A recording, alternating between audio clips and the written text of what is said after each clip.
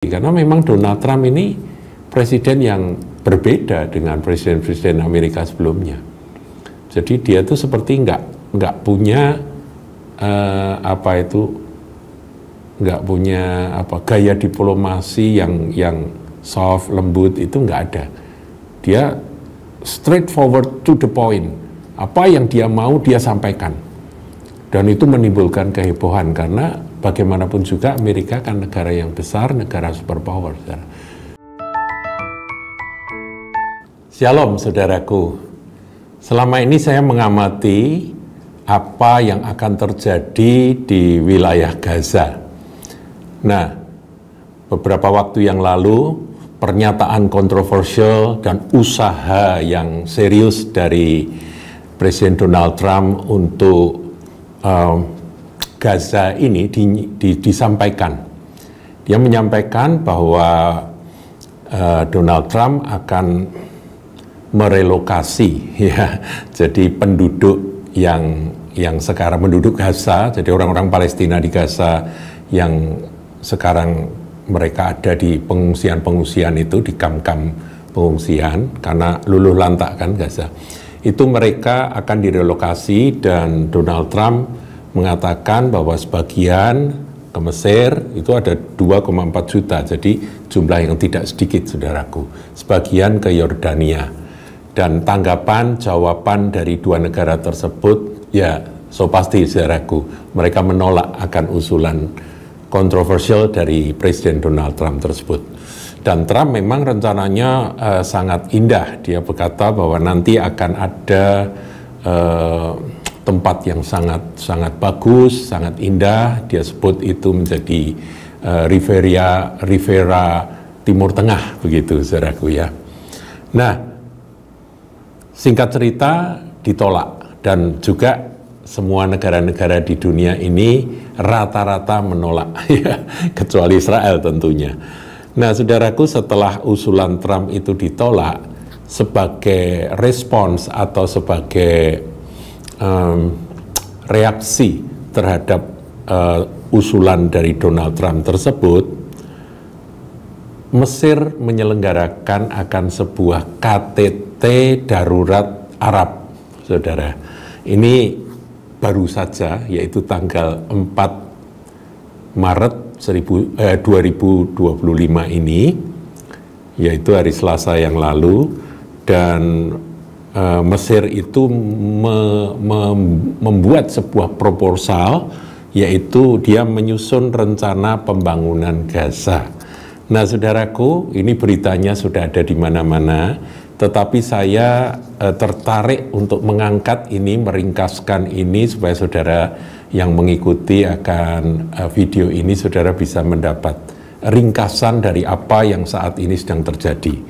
Nah, pertemuan dari negara-negara Arab tersebut itu diselenggarakan di Kairo, saudaraku, dengan host atau tuan rumah yaitu Mesir, Presiden Abdel Fattah al-Sisi.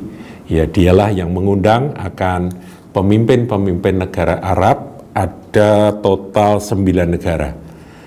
Dan yang menarik, saudaraku, yang nanti ini terkait dengan apa yang ditulis di dalam firman Tuhan, ini merupakan pertemuan pertama dari Abdel Fattah al-Sisi dengan Presiden Ahmed al-Shara. Kita tahu bahwa Presiden Ahmed al-Shara dari Suriah ini ada presiden baru setelah rezim Bashar al-Assad digulingkan kemarin.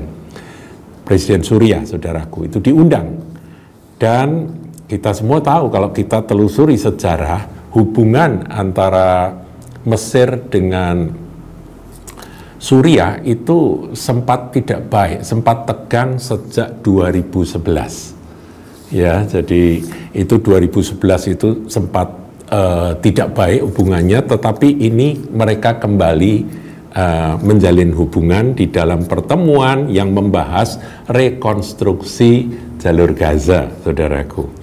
Nah, kita akan amati, saudara ya, nanti saya akan tunjukkan ayatnya bagaimana ada firman Tuhan yang menjanjikan bahwa memang dua negara itu nanti akan bersahabat.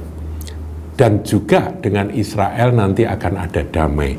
Nanti kita akan lihat ayatnya sambil kita mengamati peran dari Mesir dan Suriah di dalam kasus Gaza ini, saudaraku. Jadi Gaza itu kan tadinya diduduki oleh atau menjadi tempat tinggal dari orang-orang Palestina, tetapi yang berkuasa di sana adalah Hamas.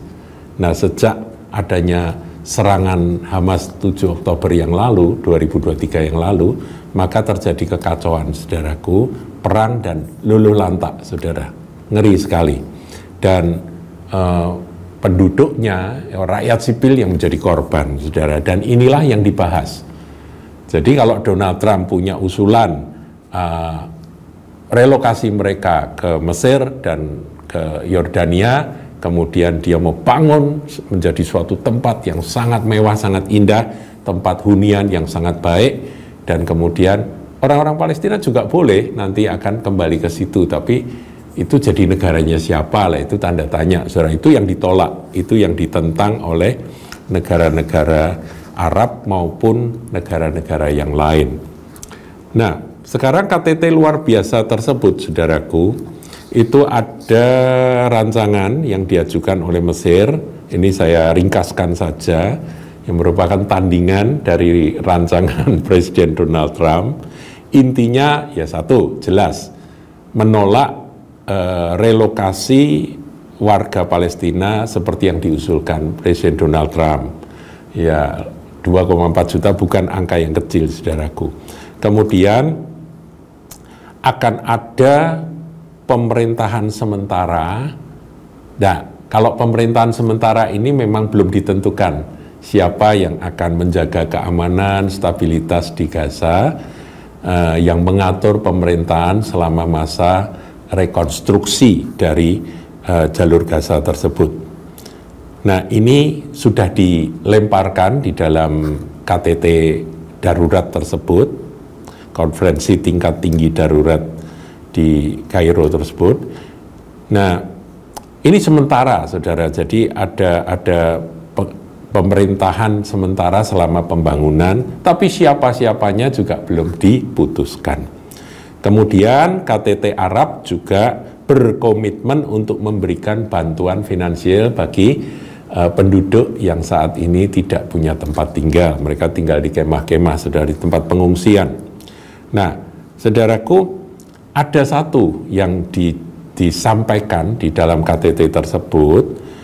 Mereka nyatakan bahwa Hamas itu tidak akan, ya tanda kutip, berkuasa di dalam masa-masa pemulihan atau rekonstruksi tersebut. Nah, bagaimana sikap Hamas, saudara? Ya, kita tahu bahwa Hamas ini selama ini berkuasa dan garis keras, saudaraku ya. Hamas mendukung usulan tersebut, ya, daripada nanti diambil alih oleh Donald Trump, lebih baik demikian. Mendukung usulan tersebut, tapi Hamas juga ingin cawe-cawe, saudara ya. Jadi dia nggak mau disingkirkan sepenuhnya, itu nggak mau.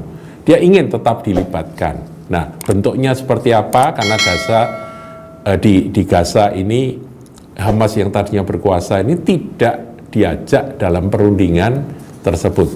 Jadi kalau saudara mau tahu siapa saja negara-negara dan presiden-presiden kepala negara yang ikut serta di dalam KTT darurat di Kairo tersebut tanggal 4 Maret 2025 ini, yaitu pertama ada Suriah, yaitu Presiden Ahmed Al-Shara, yang tadi saya katakan hubungan yang cukup lama mereka tegang, sekarang mesra kembali.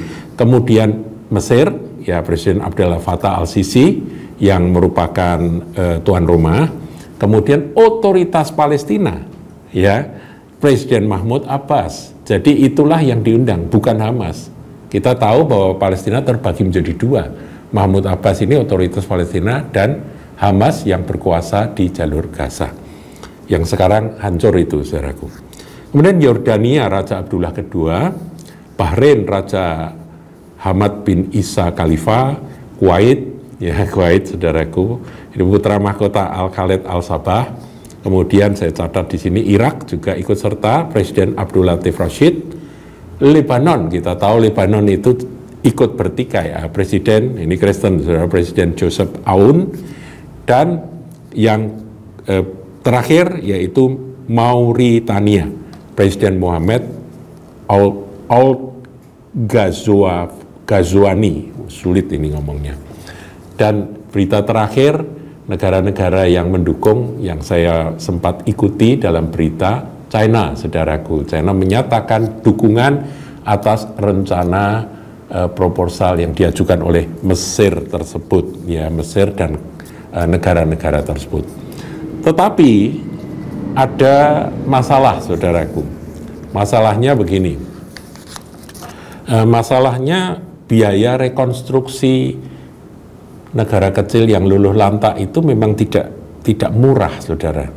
Diperkirakan itu sekitar 53 miliar US dollar. Dan kalau dirupiahkan mungkin sekitar 870-an, 870 T, saudara, triliun. Bukan angka yang kecil. Dan rencananya, saudaraku, dana tersebut diperoleh dari mana? Itu juga belum jelas. Dan mereka mengharapkan PBB ikut ambil bagian, negara-negara Eropa juga ikut ambil bagian, kemudian organisasi-organisasi keuangan yang ada di dunia, di internasional itu juga terlibat, dan yang paling diharapkan tentunya adalah negara-negara Arab yang kaya, seperti Uni Emirat Arab dan Saudi Arabia. Draft dari proposal tersebut, ya saya ikuti, saudaraku, itu setebal 112 halaman, dan apa yang akan dikerjakan, saudara, ternyata kehancurannya itu memang sudah sangat parah, yaitu ada 200.000 unit rumah yang harus dibangun, kemudian ada 60.000 bangunan-bangunan yang harus dipulihkan, harus dibangun kembali. Nah, terus bagaimana dengan puing-puingnya? Mereka juga merencanakan puing-puing itu akan digunakan untuk memperluas akan dataran. Ya, jadi pantai itu akan ditimbun, kemudian supaya ada dataran dengan menggunakan puing-puing yang hancur. Itu ada 3 tahap, saudara, ya, 3 tahap. Tahap pertama itu membersihkan dan rumah-rumah yang masih bisa dihuni segera diperbaiki, itu 3 miliar US dollar. Tahap kedua itu 2 tahun. Ya, tahap pertama cuma beberapa bulan, tahap kedua itu 2 tahun lamanya, itu 20 miliar US dollar. Angkanya sangat fantastis, saudaraku, ya. Itu selama 2 tahun, itu mulai membangun. Kemudian tahap yang ketiga itu penyelesaiannya itu 2,5 tahun. Jadi memang butuh waktu yang tidak singkat. Diperkirakan mungkin 5-6 tahun, saudaraku, baru bisa kelihatan. Itulah yang direncanakan di dalam pertemuan KTT. Tapi karena masih banyak yang belum jelas, ya, belum diputuskan siapa nanti yang akan menjaga selama pembangunan itu, yang berkuasa, bagaimana dengan sikap Hamas, itu belum diajak berunding dan sebagainya. Ini juga menjadi tanda tanya, dan saya mendengar ada rencana bahwa KTT darurat ini akan dilanjutkan hari Jumat, ya, tanggal 7 Maret 2025 di Jeddah, Saudi Arabia, saudaraku. Sekarang pertanyaan, saudara, apakah rencana ini akan terrealisir? Ya, kita akan tunggu, kita akan wait and see. Selama ini memang saya tidak berbicara tentang situasi Timur Tengah, karena memang saya lihat ini apa yang dilakukan oleh Presiden Donald Trump ini memang sangat kontroversial, ya, saudara. Bukan hanya Timur Tengah, tapi usaha dia memperdamaikan antara Rusia dengan Ukraina itu juga kontroversial, saudara. Kemarin kita lihat di berita bagaimana Presiden Zelensky di Gedung Putih, dia diajak bicara, tapi cara bicaranya tuh seperti orang tua yang memarahi anak kecil gitu. Zelensky-nya akhirnya diusir keluar dari Gedung Putih. Itu saudaraku yang terjadi, karena memang Donald Trump ini presiden yang berbeda dengan presiden-presiden Amerika sebelumnya. Jadi dia tuh seperti nggak punya gaya diplomasi yang soft, lembut, itu nggak ada. Dia straightforward to the point. Apa yang dia mau dia sampaikan. Dan itu menimbulkan kehebohan, karena bagaimanapun juga Amerika kan negara yang besar, negara superpower. Tetapi keinginan dia untuk mendamaikan antara Rusia dengan Ukraina, dia menekan akan Zelensky. Zelensky-nya nggak mau, saudaraku. Kemudian Zelensky-nya pergi ke Eropa dan mencari dukungan di Eropa. Tapi dengan tegas Amerika menghentikan akan bantuan militer ke Ukraina, dan ya seperti itulah tindakan-tindakan drastis yang sangat kontroversial dari Presiden Donald Trump. Kita tidak bisa menilai saudaraku mana lebih baik siapa, mau lebih jelek mana, kita nggak bisa, saudara. Ya, kita tunggu aja hasilnya seperti apa. Nah, saudaraku, saya tadi sudah janji apa yang berhubungan dengan firman Tuhan. Dari peristiwa ini hubungannya apa begitu ya dengan firman Tuhan. Kita akan lihat di dalam Yesaya 19 tentang ucapan ilahi terhadap Mesir. Saudaraku, ucapan ilahi terhadap Mesir di Yesaya 19 ini sangat jelas. Ada nubuat-nubuat yang harus tergenapi, karena firman Tuhan ini adalah kebenaran yang harus tergenapi. Nah, saya akan bacakan ayat 23 sampai 25. Ini nubuatan yang luar biasa, saudaraku. Saya bacakan ya. Yesaya 19 ayat 23. Pada waktu itu akan ada jalan raya dari Mesir ke Asyur. Asyur. Mesir ke Asyur akan ada jalan raya. Ini gambaran dari keharmonisan antara dua negara tersebut. Ada jalinan yang manis antara dua negara itu. Ada kerjasama yang baik, hubungan yang sangat baik. Sehingga orang Asyur dapat masuk ke Mesir dan orang Mesir ke Asyur. Kita tahu bahwa sejak 2011 itu hubungan Mesir dan Suriah tegang. Tetapi melalui 4 Maret 2025 ini terjadi akan pemulihan hubungan dua negara tersebut. Dua negara ini kan negara yang ya bertetangga dengan Israel, saudaraku ya. Nah, sekarang kita lihat. Dan Mesir akan beribadah bersama-sama Asyur. Saudara, saya percaya bahwa nanti pada waktunya, entah itu dalam kerajaan 1000 tahun atau sebelumnya, akan ada pertobatan di dua negara ini. Kemudian ayat 24, pada waktu itu Israel akan menjadi yang ketiga di samping Mesir dan di samping Asyur. Memang Mesir kan di bawah ya, di selatan, Asyur di sana, di di timur atas sana ya, timur bagian utara sana. Itu Asyur atau Suriah. Suatu berkat di atas bumi, menjadi berkat. Jadi ada satu perdamaian antara Mesir, Asyur, dan Israel. Di sini Israel akan menjadi yang ketiga di samping Mesir dan di samping Asyur, suatu berkat di atas bumi. Jadi nanti mereka semua akan jadi berkat bagi seluruh bumi. Ayat 25, ini kata-kata yang sangat menarik. Yang diberkati oleh Tuhan semesta alam dengan berfirman. Perhatikan, saudaraku. Diberkatilah Mesir umatku. Mesir itu jadi umat Tuhan, saudara. Dan Asyur buatan tanganku, dan Israel milik pusakaku. Jadi tiga ini nanti akan mesra, saudara, pada waktunya. Nah, saya nggak tahu apa yang dilakukan oleh Presiden Abdel Fattah al-Sisi, yang mana dia berusaha untuk memulihkan Gaza dengan proposal yang dia ajukan begini begitu itu, dengan ya menyingkirkan akan Hamas supaya Hamas tidak lagi berkuasa di situ, meskipun itu ditolak oleh Hamas, saudaraku ya. Nah ini apakah nanti akan menuju kegenapan Yesaya 19 ayat 23 sampai 25, kita tidak tahu, saudaraku.